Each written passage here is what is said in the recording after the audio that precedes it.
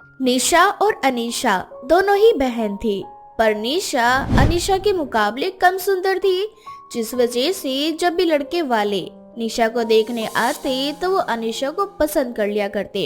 इसलिए जब इस बार निशा को अजीत नाम का लड़का अपनी माँ विमला के साथ देखने आता है तो निशा की माँ अनीशा से बोलती है, अनीशा बेटा, तेरी बहन निशा तुझसे बड़ी है। तेरी बहन में कोई कमी नहीं है, फिर भी लड़के वाले तेरी सुंदरता पर मोहित हो जाते हैं। इसीलिए मैं चाहती हूँ कि जब तक तेरी बहन की शादी ना हो जाए तू लड़के वालों के सामने ना आए। माँ, मैं सब समझ चुकी हूँ, आप बिल्कुल भी चिंता मत कीजिए। जब तक दीदी की शादी नहीं हो जाती तब तक मैं लड़के वालों के सामने नहीं आऊंगी। इस तरह से निशा का रिश्ता अजीत के साथ हो जाता है। बहुत जल्द अजीत और निशा की शादी हो जाती है। शादी होने के बाद अजीत देखता है कि उसकी साली अनीशा निशा से काफी सुंदर है। उसे देखते ही अजीत के मन में उसे शादी करने की इच्छा पनप जाती है। निशा के माँ बाप ने ये बिल्कुल सही नहीं किया। इस निशा से लाख गुना सुंदर है अनीशा, इसलिए जानबूझकर इसके माँ बाप ने कभी अनीशा को हमारे सामने नहीं आने दिया। जो बात अजीत अपने मन में सोच रहा होता है वही ख्याल विमला के दिमाग में भी आता है, पर वो लोग कुछ नहीं कहते। अब ऐसे ही कुछ दिन बीत जाते हैं, पर अजीत निशा के साथ सही से बर्ताव नहीं करता, जिस वजह से निशा काफी परेशान रहने लगती है। और एक दिन अपनी सास विमला से बोलती है, माँ जी, आपसे एक बात पूछनी थी। क्या मैं अजीत जी को पसंद नहीं थी जो वो मुझसे ऐसे नाराज रहते हैं? बहू, मैं झूठ नहीं बोलूंगी, तू मुझे और अजीत को पसंद थी, पर जब हमने तेरी छोटी बहन को देखा तब हमें पता चला कि सोने से महंगा तो हीरा होता है, और तेरे माँ बाप ने हमें धोखा दिया। अगर शादी से पहले हमने तेरी छोटी बहन को देखा हो। विमला की ये बात सुनकर निशा को बहुत बुरा लगता है, और इसलिए निशा अपने पति का दिल जीतने के लिए हर वो काम करती है जिससे अजीत को खुशी मिल सके। समय यूं ही बीतता जाता है और निशा की शादी को 1 साल हो जाते हैं। इन 1 साल में अजीत की नाराजगी भी खत्म हो जाती है और विमला भी निशा से प्यार करने लगती है। अब मेरी जिंदगी में सब ठीक है अजीत जी, और माँ की नाराजगी भी खत्म हो गई। अब तो मैं अजीत जी को अपनी बहन से मिलवा सकती हूँ, अब कोई डर नहीं। इतना बोलकर निशा अपने घर फोन करती है और अनीशा से कहती है, तेरा बहुत मन करता है ना अपने जीजा से बात करने का। इस बार मैं 10 दिनों की छुट्टियाँ पड़ रही हैं, तो मैंने सोचा इस बार मैं 10 दिनों के लिए घर आ जाऊँ। जब तेरे जीजा जी आएंगे तो जी भर के बात करना। इस तरह से निशा अजीत के साथ अपने मायके जाती है। इन 10 दिनों में अजीत और अनीशा के बीच काफी अच्छी दोस्ती हो जाती है। वे दोनों काफी देर तक हंस हंस के बातें करते हैं। घर आने के बाद भी अजीत ज्यादातर समय अनीशा से ही फोन पर बातें किया करता, और एक दिन अनीशा से बोलता है, अरे मेरी जान, तुम्हें मैंने कितनी बार बोला है कि मुझे जीजा जी मत कहा करो, तुम मुझे जान कहकर बुलाया करो, इसमें प्यार है। और वैसे भी तुम्हें देखे काफी दिन हो गए हैं, तो बताओ कब आ रही हो हमसे मिलने? अब जब इतने प्यार से बोला है तो आना तो बनता ही है, चाहे समय ही क्यों न लगे। मैं कल आ रही हूँ आपसे मिलने, और हाँ, कुछ दिन रहने के लिए भी। इस बारे में दीदी को मत बताना। अब अगले ही दिन अनीशा अपना सामान लेकर अपनी बहन के ससुराल आ जाती है। जैसे ही निशा अनीशा को देखती है वो बहुत खुश होती है, साथ ही साथ हैरान भी। अनीशा तो यहाँ, वो भी इस तरह अचानक?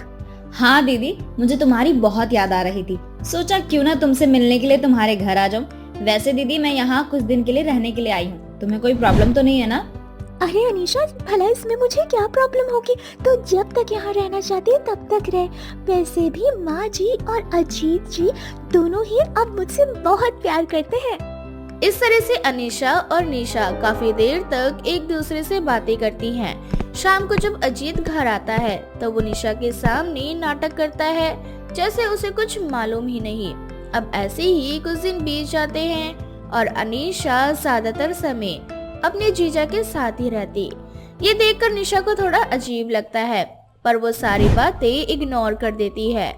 पर समय के साथ अनीशा और अजीत की दोस्ती इतनी गहरी हो जाती है कि अजीत अब निशा को जरा भी टाइम नहीं देता और ऑफिस जाने से पहले अनीशा से मिलकर जाता, और ऑफिस से घर आते ही अनीशा के पास जाकर बैठ जाता। जब से अनीशा इस घर में आई अजीत जी का बिहेवियर काफी बदल चुका है। वो पहले की तरह नहीं रहे। हर समय अब अनीशा को ही ढूंढते हैं और अनीशा भी हर समय इन्हीं के साथ चिपकी रहती है। कहीं मेरी ही बहन मेरी सौदन बनने की कोशिश तो नहीं कर रही। हे भगवान, मैं अपनी बहन के बारे में क्या सोच रही हूँ। आज उसी की वजह से तो मेरा घर बसा है और मैं।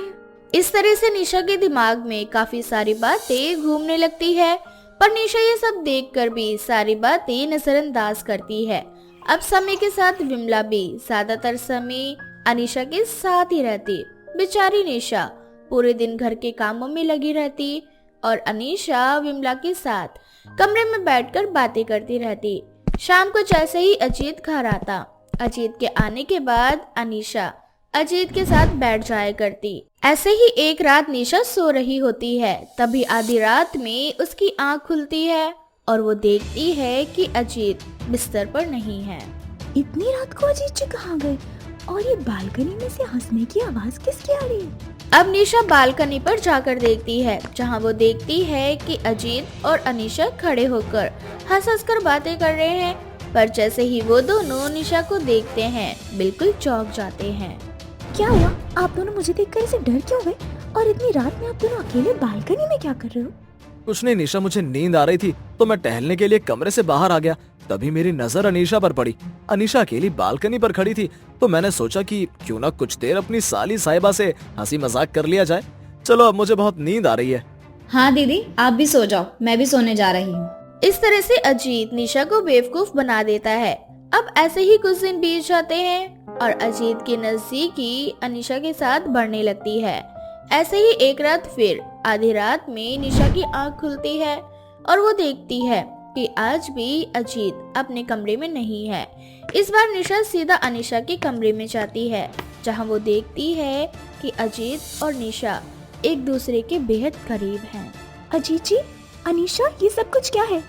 अनीशा, तू मेरी बहन है, तुझे शर्म नहीं आई अपनी ही बहन का घर उजाड़ते हुए, अपनी ही बहन की सौतन बनते हुए?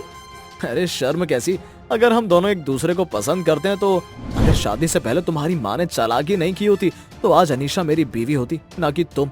और वैसे भी माँ को अनीशा बहुत पसंद है, इसलिए हम लोगों ने सोच लिया है कि हम दोनों कल के कल शादी करेंगे और इसलिए मेरे कहने पर अनीशा यहाँ आई है। सच्चाई सुनने के बाद निशा के पैरों तले जमीन खिसक जाती है। उसे अपने कानों पर विश्वास नहीं होता। वो चाहकर भी कुछ नहीं कर सकती थी। अब अगली सुबह जब अजीत और विमला अनीशा के कमरे में उसे तैयार होने के लिए बोलने जाते हैं, तो वो लोग देखते हैं कि अनीशा अपने कमरे में नहीं है और वहाँ एक चिट्ठी पड़ी है जिस पर लिखा होता है। दीदी, मुझे गलत मत समझना, मैंने कभी भी तुम्हारा घर उजाड़ने की कोशिश नहीं करी और ना ही इस बारे में कभी कुछ सोचा। ये सब मैंने अपने प्यार को पाने के लिए किया। मैं जिससे प्यार करती हूँ उसकी कास्ट छोटी है और माँ बाप इस रिश्ते के लिए बिल्कुल भी तैयार नहीं है।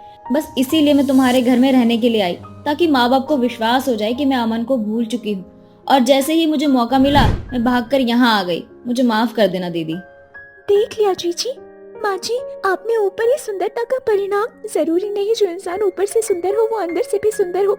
जरूरी नहीं कि आप लोग मेरी बहन को मेरी सौतन बनाना चाहते थे, पर ऐसा हुआ। शायद अब आपकी आंखों से सुंदरता की पट्टी खुल गई होगी। इस तरह से अजीत और विमला को अपनी गलती का एहसास होता है, जिसके बाद अजीत इस तरह की हरकत फिर कभी नहीं करता।